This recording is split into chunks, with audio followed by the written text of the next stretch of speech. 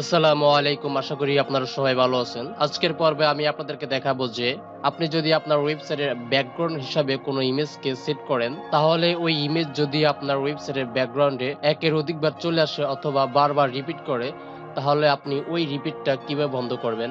এবং এই যে দেখতে পাচ্ছেন যে আমি ব্যাকগ্রাউন্ড হিসাবে একটা ইমেজ এখানে ব্যবহার করেছি এবং এই ইমেজটা আমার ব্যাকগ্রাউন্ডে বারবার রিপিট হচ্ছে।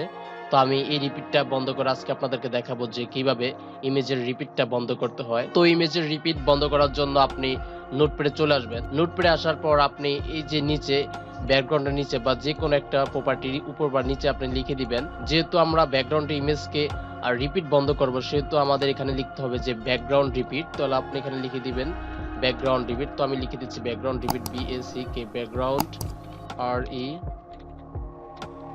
ব্যাকগ্রাউন্ড রিপিট লিখার পর আপনি এখানে একটা ইস্টু দিয়ে দিবেন।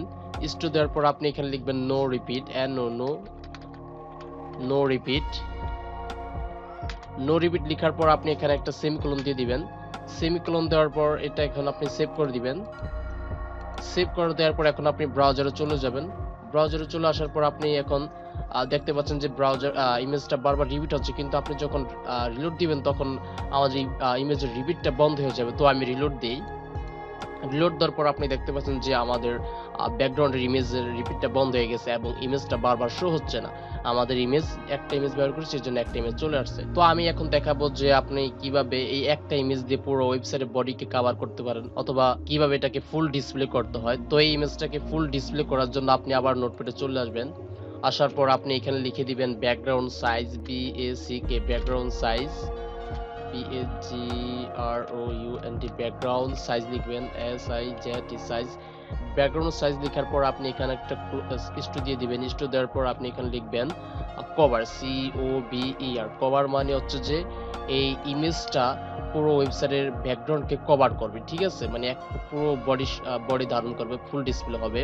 তো এখন আমি এটাকে সেভ করে দিই। এটা এখানে একটা কোলন দিয়ে দিই, সেভ করে দিব। সেভ করে দেওয়ার পর ব্রাউজারে গিয়ে রিলোড দিব। রিলোড দেওয়ার পর আপনি দেখবেন যে আমাদের এই ইমেজটা পুরো বডিকে কভার করছে, মানে ফুল ডিসপ্লে হয়ে গেছে। তো আমি রিলোড দেই।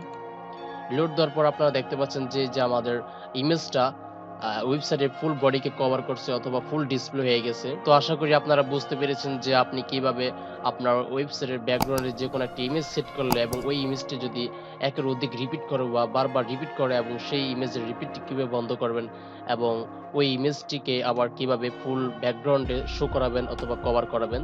তো আজকে এতটুকু এবং পরবর্তী ভিডিওতে আবার দেখা হবে। আসসালামু আলাইকুম।